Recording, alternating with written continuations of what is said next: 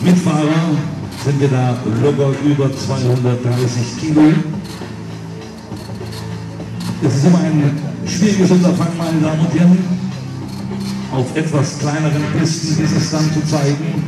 Denn sollte es nicht mit der Maschine das Dach des Fahrzeugs berühren, wäre ein Fiasko unvermeidbar. Also drücken wir Jungs die Daumen, dass auch dieser Stunt jetzt hier perfekt über die Bühne geht.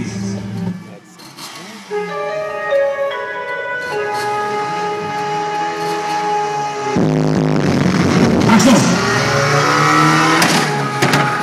Und perfekt, bitteschön!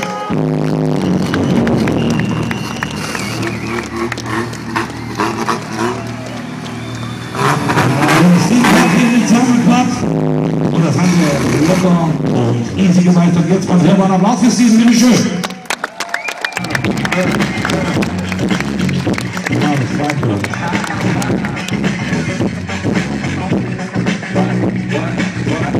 Kannst du gestern das Anschlag aufs Wegepaar und das Steven?